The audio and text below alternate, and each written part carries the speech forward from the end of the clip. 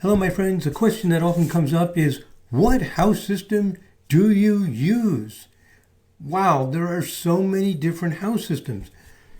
I practice a system of astrology known as Vibrational Astrology, and in Vibrational Astrology, we use 3 house systems: equal, MC, and vertex houses. I'm going to explain why we use them. There are 8 reasons why we use these house systems. At least there's 8 reasons I can think of at the moment. There may be more reasons, but these are 8 basic reasons. Number 1, intermediate cusps disappear sometimes near the Arctic Circle. Let me show you an example of that. Here's a chart wheel for somebody who was born up near the Arctic Circle, and you don't have to be all the way up near the Arctic Circle. If you're up in northern Finland or Sweden, you get these kind of problems. It gets worse and worse as you head up into the Arctic area. There are 4 million people living above the Arctic Circle. It's a real problem. And here's a chart wheel for somebody for today. This happens to be May 7th that I'm making, May 6th, I'm making this video.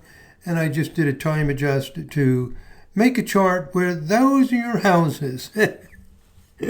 Pretty wild. In other words, the first house is 27 Sagittarius 58.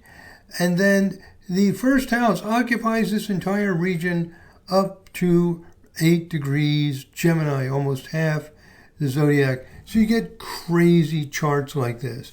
And they last for a while, 5, 10, 15 minutes. The houses are just really, they just don't make sense.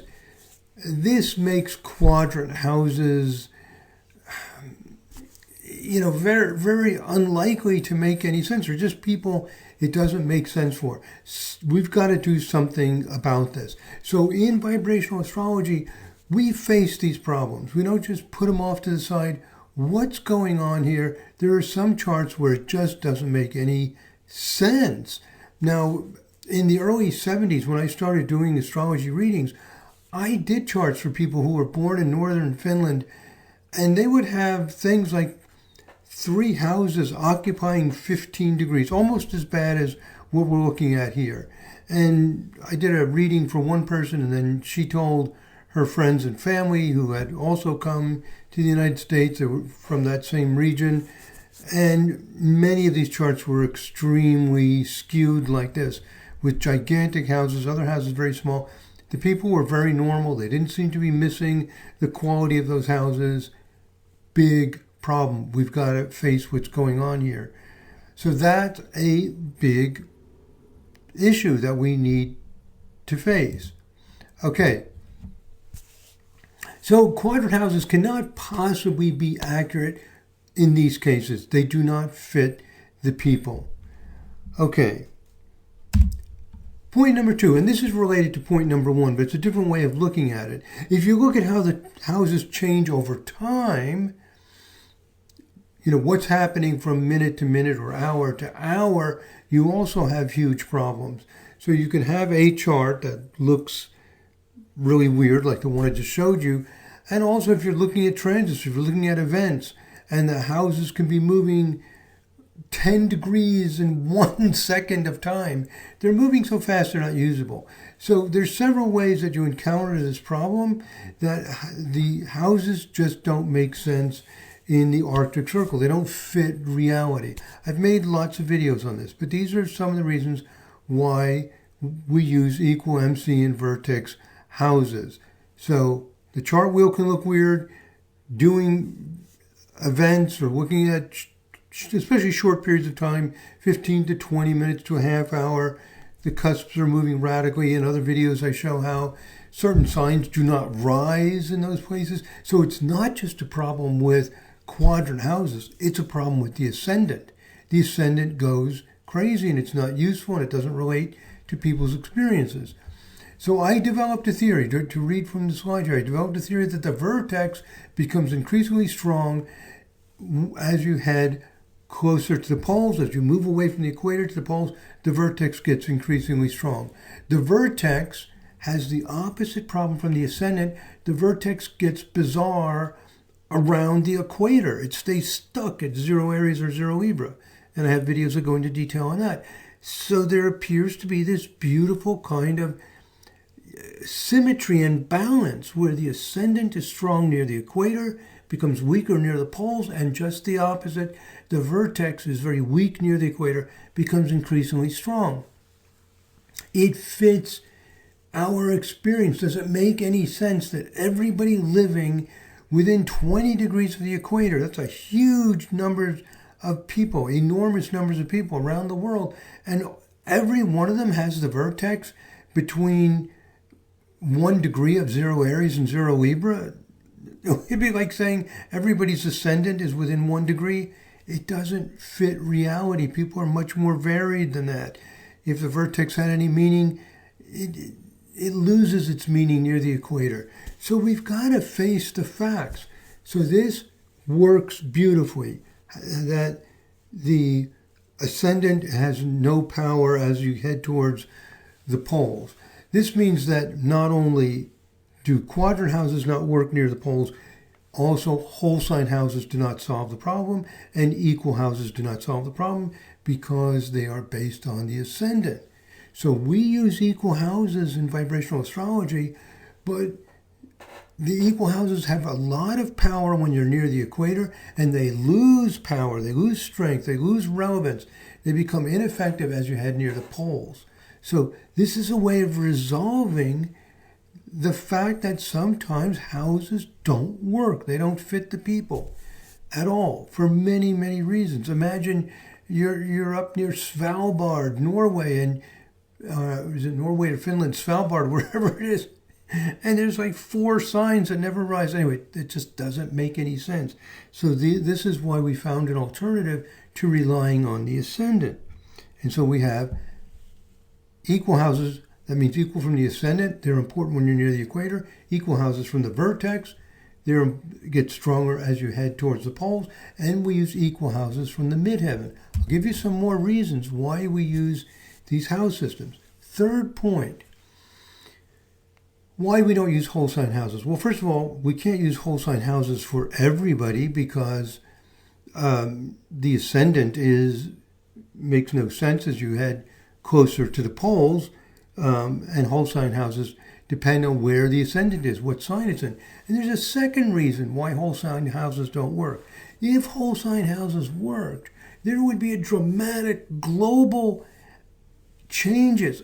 Everybody in the entire world would undergo a huge change at the same moment. All of the billions of people in the entire world, because when a planet changes sign, let's say Venus goes from Gemini to Cancer, at that moment, when Venus goes from Gemini to Cancer, it's entering a new house for everybody. So you've put the entire world into 12 rigid types. And it's just the opposite of what we need to do if astrology really works. As I have here in the second paragraph, even people born close together in time can be very different from each other. The more we group large numbers of people into one classification, rather than find ways in which the planetary configurations are changing rapidly and become different for each person, the more our theories do not match human behavior and personality. In other words, what I'm saying is if you put everybody into 12 boxes, which is what whole sign houses do. If your ascendant is in Gemini, no matter where it is, you have Gemini rising, and that house begins at 0 Gemini. You've made 12 types of people with all their houses beginning at the same point. A transiting planet changes signs, should make a dramatic, clear shift. You should have 12 clear types of people. What happens with human behavior? Everybody is subtly different, changing in different ways, having different experiences.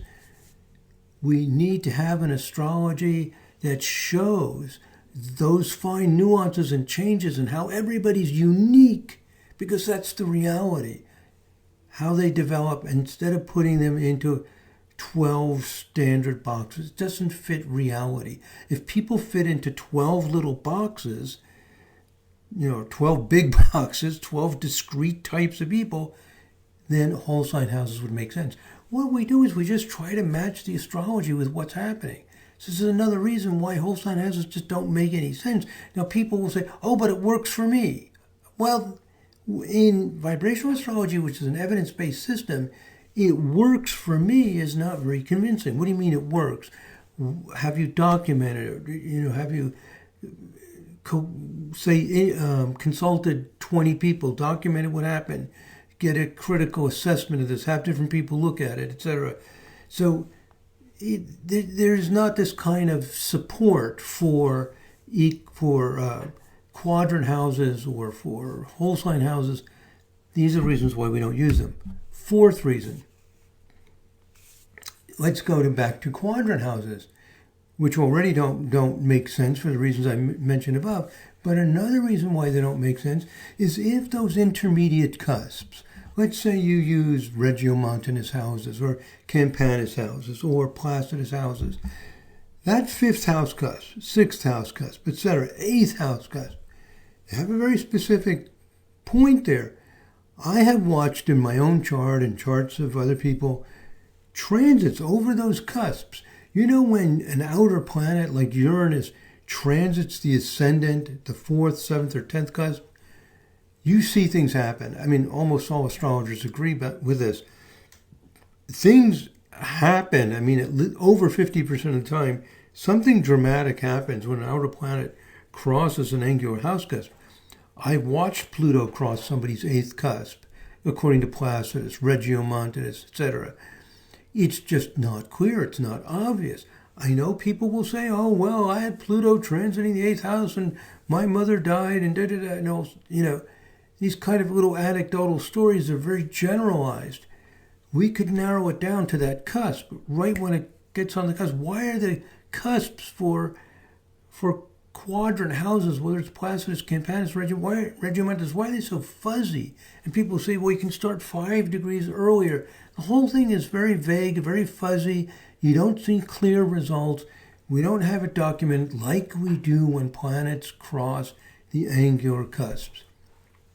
Another bit of evidence showing that quadrant houses don't make sense. They already don't make sense for the first reasons I gave, but just additional reasons why. There's many, many reasons why quadrant houses, whole sign houses, and even equal houses used for everybody don't make sense.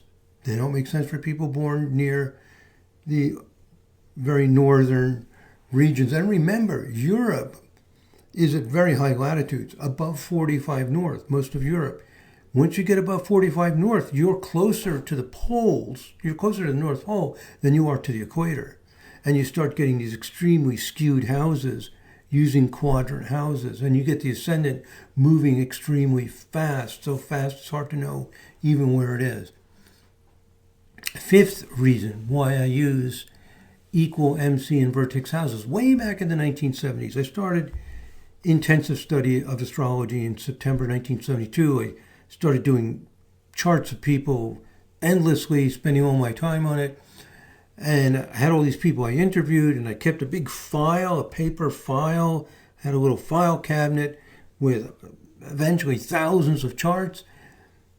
And over a period of time, I went through those charts and I would look at somebody and I would say, this person really looks like they have Jupiter in the 9th house. I mean, they travel, they're philosophical, they're broad-minded.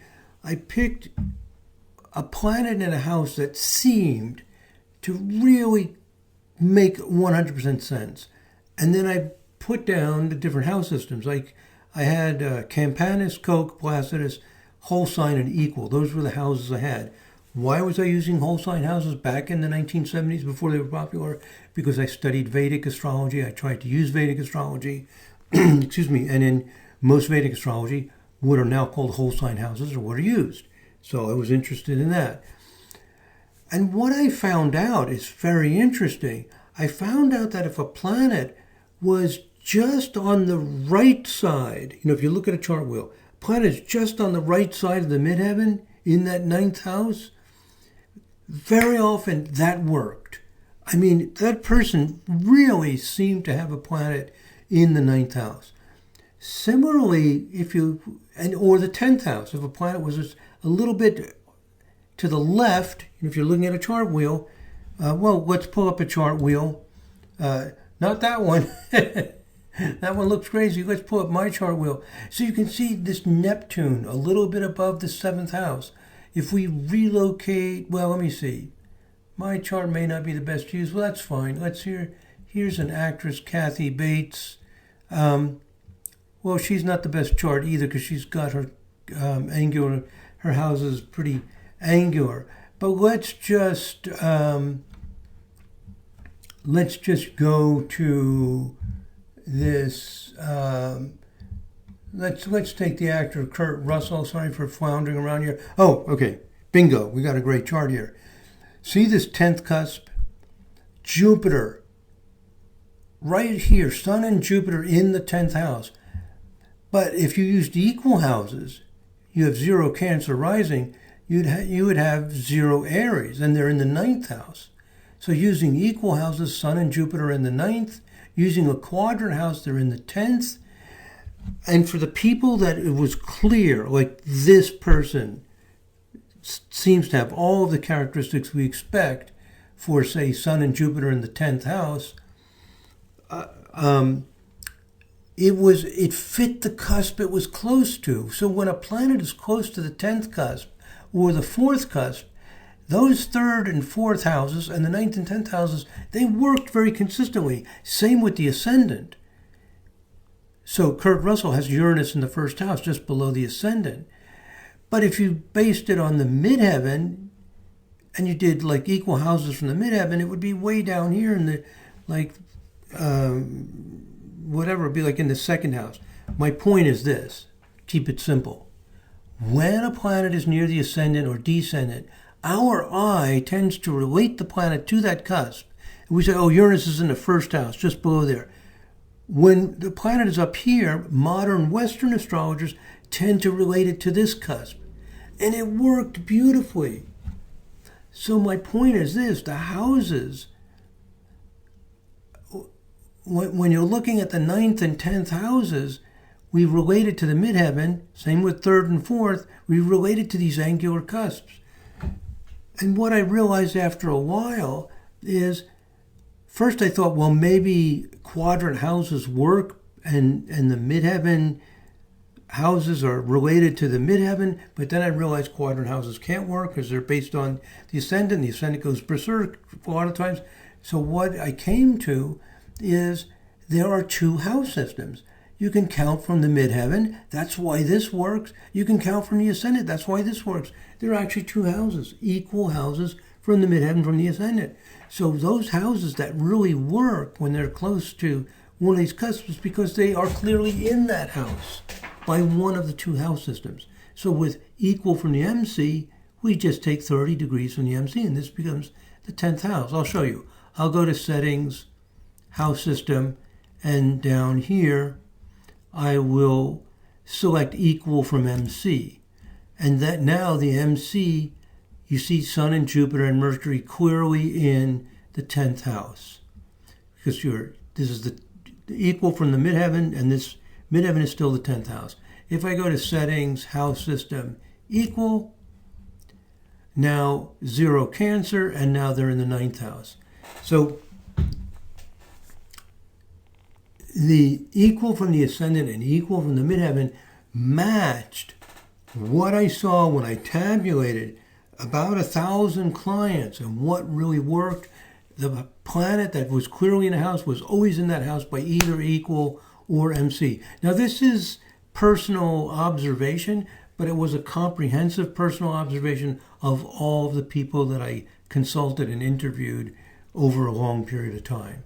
So you can look at it yourself. This is another reason why we use the 3 house systems, because you will see with your clients that when a planet is clearly in a house, it will be in that house by either equal, MC, or vertex houses. Those are the 3 house systems. 6th reason why we use these houses. We have a theory for why these houses work. A very detailed and compelling theory. I've made dozens and dozens of videos on where zodiac signs come from, how they are created. It's a whole theory of how the universe operates, with a quality called spin, and subatomic particles have spin. It's actually a form of what's called angular momentum, and how this spin creates structures in space. Anyway, it sounds kind of wild, crazy, and abstract, but it's really compelling, really exciting. It explains why there are 12 sections of 30 degrees. I mean, why is there a zodiac at all? Why are there 12 signs? It's very, very clear and straightforward when you apply this very simple model for how the world works based on vibration. I explain all that in great detail. So the sixth reason why we believe there are these three house systems is that we have a theory, a very simple and elegant idea of how the universe works, how signs and houses are created, and it indicates that there are 12 sections of 30 degrees. So houses are just like signs, 12 sections of 30 degrees. So what we're doing is we're finding all of these observations, all of these theories and observations, and they all fit together beautifully. This is what we do in an evidence-based system. We try to remove cognitive dissonance. We try to remove things that just don't make sense. We try to pull it together. We try to then apply it with our clients. It's all coming beautifully together, theoretically, observationally, every way you look at it, by using these three house systems. Now, in this video where I'm just listing the 8 reasons why we use the houses, I'm not going to spend 10 hours, literally, to explain all of the ways in which vibrations create a zodiac and create houses. It's just magnificent. But I have dozens of videos on that. And it has to do with dimension reduction and how great circles of the celestial equator and the horizon plane and the meridian plane, how these intersect, and it's very detailed but beautiful and elegant theory of how all this is created. And the tropical zodiac and the three house systems all created in the same way. So I'm not going to go into all that. I'm just summarizing what it is. We have a theory, a very detailed, very clear theory for why zodiac signs exist, why houses exist, and it indicates they are, in fact, equal. So we have these different sets of 30-degree sections, 12 30-degree sections. Also, part of the theory is that there is an intricate geometry of space, like an intricate jewel, and we're seeing these multiple divisions of the sky into 12 sections of 30 degrees. And, you may or may not intuitively like that idea, but as I like to say, quoting Richard Feynman, that we don't get to decide what Mother Nature is, we only get to discover what she is. And this is what we're discovering about the nature of astrology and how it works. It pulls everything together. Seventh reason, we've started the extreme case sampling research on who has the most planets in the 12th house using equal MC and vertex houses. The results are consistent, they're clear, they confirm what we've seen with our clients. They also refine and improve our understanding. We have a long ways to go before we finish that research. I'm making this video in early May 2023. Hopefully by 2024, 2025, we'll have finished that research to confirm that when we do a research study that removes all cherry picking, all or more formally called selection bias and these other problems, it will also confirm it, gaining more confidence that this is the way houses work. They can't work by whole sign houses because there is no ascendant above for many people, or it's moving so fast, so chaotically, it essentially doesn't even exist. There's got to be something else. We've got to face the music, as the saying goes. We've got to face the reality of this. So we've come up with an idea for how all of this can work properly. And the eighth and last reasons is that when you see your clients and you use these house systems, it works very, very nicely. It works. But of course, every astrologer says that. They say, well, I use Regiomontanus, it works for me. I use Placidus, it works for me. So that's not extremely compelling, but it is reassuring to know that when you take all of this theory, all these observations, all of these insights that remove all of those problems I just mentioned, that when you sit down with a client and you say, oh, your Venus is in the 5th house, excuse me, it connects, it relates, it makes sense. So again, everybody says that about whatever house system they use, so maybe it's not very convincing, but it is nice to know that, if we apply it with our clients and it just doesn't connect, we've got problems. And that's part of an evidence-based system. It needs to work when you do the research in a formal, rigorous way, and then it needs to work when you apply it in real life. So we have that as well. So that's it, my friends. That's a summary of the 8 reasons why we use equal, MC, and vertex houses. Bottom line is they work. They work beautifully. They work in our research. They work with our people, with our clients, and we have a theory for it. It's pulling everything together and ironing out what's going on without any serious conflicts or confusions.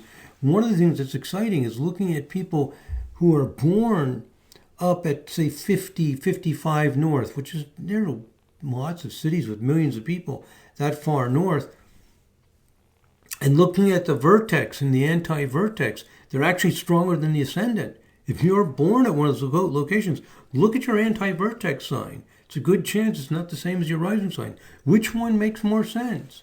If you have your rising sign is Leo and you're born at, say, 55 or 60 north, and your anti-vertex is, say, Virgo or Libra or Cancer, which one makes sense? What do you experience when planets go over your ascendant, go over your vertex?